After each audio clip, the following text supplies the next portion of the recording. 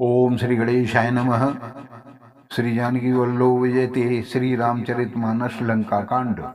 यहाँ सुबेल शैल रघुवीरा उतरे शयन सहित अति भीरा।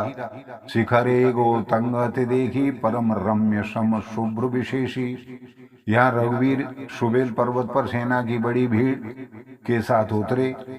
पर्वत का एक बहुत ऊंचा परम रमणीय समतल और विशेष रूप से उज्जवल शिखर देखकर तहाँ तरु किसले सुमन सुहाए। लक्ष्मण रच निज हाथ डसाए। तापर रुचिर मृदुल मृगशाला तिहे आसन आसीन कृपाला। वहाँ लक्ष्मण जी ने वृक्षों के कोमल पत्ते और सुंदर फूल अपने हाथों से सजाकर बिछा दिए।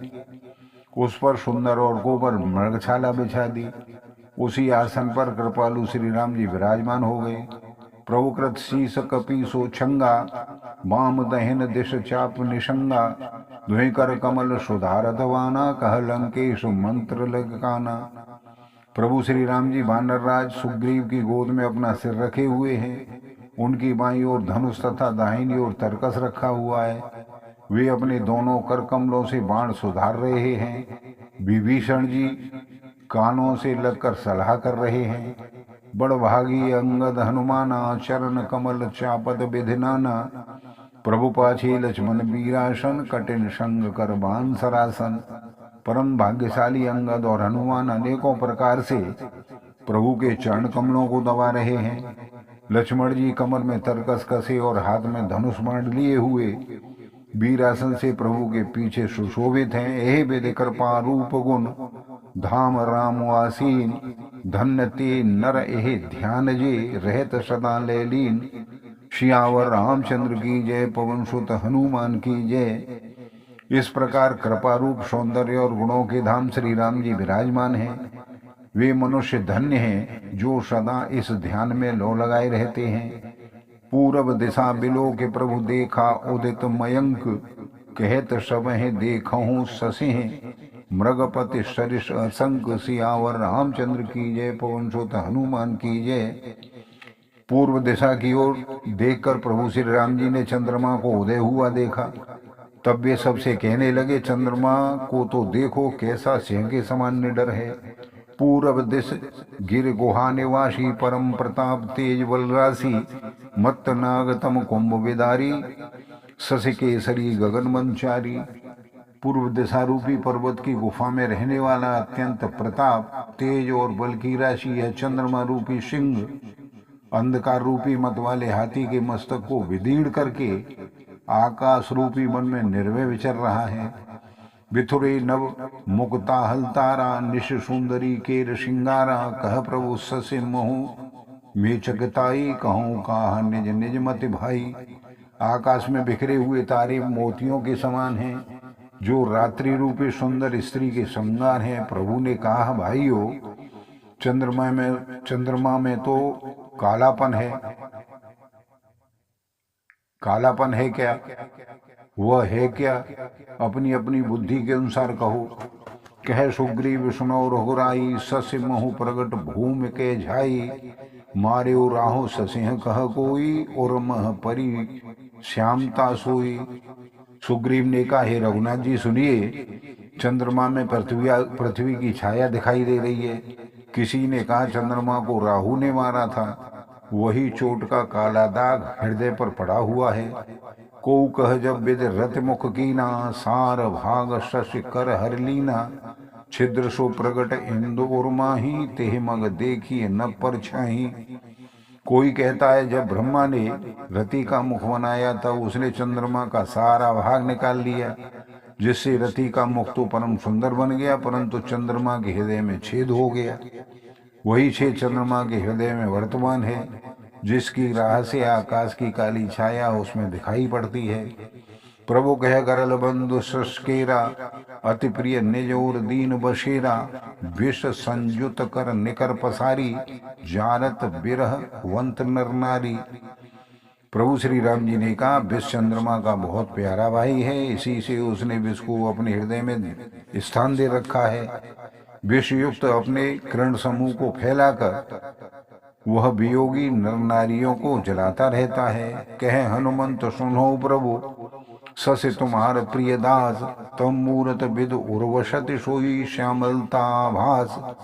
सियावर रामचंद्र की जय, पवन सुत हनुमान की जय।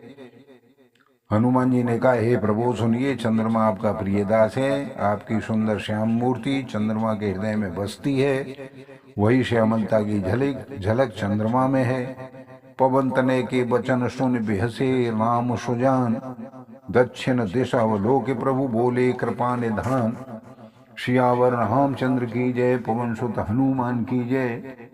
पवन पुत्र हनुमान जी के वचन सुनकर सुजान श्री राम जी हंसे, फिर दक्षिण की ओर देखकर कृपा निधान प्रभु बोले, देख विभीषण दक्षिण आसा, घन घमंड दामिन विलासा।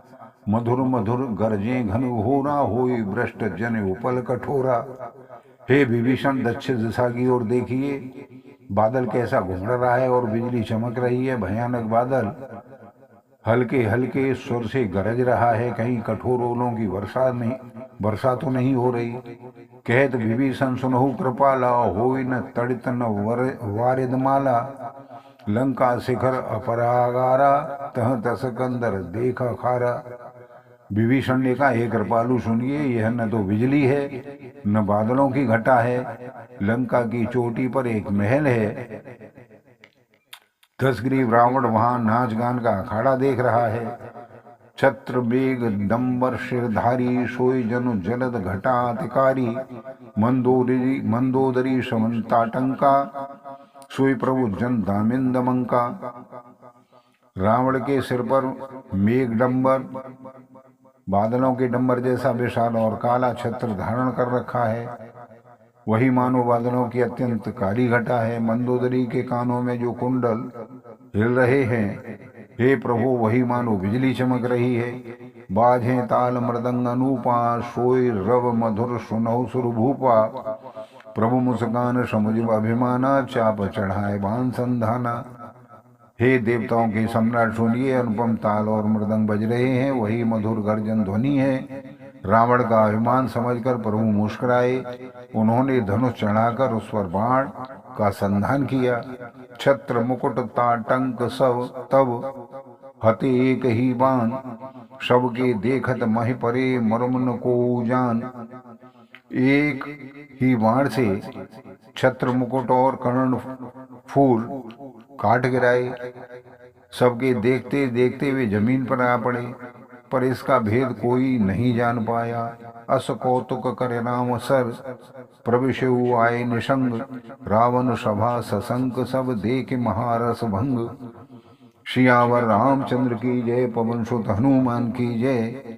ऐसा चमत्कार करके श्री राम जी का बाण वापस आ गया। यह महान रसभंग देखकर रावण की सारी सभा भयभीत हो गई।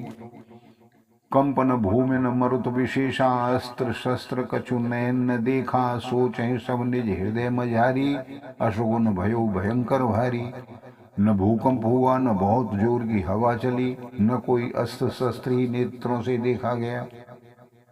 सभी अपने अपने हृदय में सोच रहे हैं कि यह बड़ा भयंकर अपशगुन हुआ। दस मुख देख सभा भय पाई, भय से बचन कह जुगति बनाई। सिरौ गिरे संतत शुभ जाही, मुकुट परे असुगुनताही। सभा को भयभीत देकर रावण ने हंसकर युक्ति रचकर ये वचन कहे कि सिरों का गिरना भी जिसके लिए निरंतर शुभ होता रहा है, उसके लिए मुकुट का गिरना अपशगुन कैसा। सैन करहु निज निज ग्रह जाई, गवने भवन सकल सिरनाई। मंदोदरी सोच और बसेऊ, जब ते शर्मन पूर मह खसेऊ। अपने अपने घर जाकर सो रहो। तब सब लोग सिर नवाकर घर चले गए, अपने अपने घर चले गए। जब से कर्णफूल पृथ्वी पर गिरा, तब से मंदोदरी के हृदय में सोच बस गया। सजल नयन कह जो कर जोरी, सुनहो प्राण पति बिनती मोरी। कंत राम विरोध पर हरहु, जान मनुजन हट मन धरहु। नेत्रों में जल भरकर हाथ जोड़कर रावण से कहने लगी, हे प्राणनाथ, मेरी विनती सुनिए। हे प्रियतम, श्री राम से विरोध छोड़ दीजिए। उन्हें मनुष्य जानकर मन में हठ न पकड़िए। विश्वरूप रघुवंश मन करहु वचन विश्वास। लोक कल्पना वेद कर अंग अंग प्रत्यजा श्यावर रामचंद्र की जय। पवन सुत हनुमान की जय। मेरे इन वचनों पर विश्वास कीजिए कि वे रकुल के शिरोमणि श्री रामचंद्र जी विश्व रूप हैं। यह सारा विश्व उन्हीं का रूप है। वेद जिनके अंग अंग में है, लोकों की कल्पना करते हैं। बोलो सियापत रामचंद्र की जय। आप सभी को बार बार धन्यवाद, सादर नमस्कार। ऐसे ही राम कथा सुनते रहिए। धन्यवाद।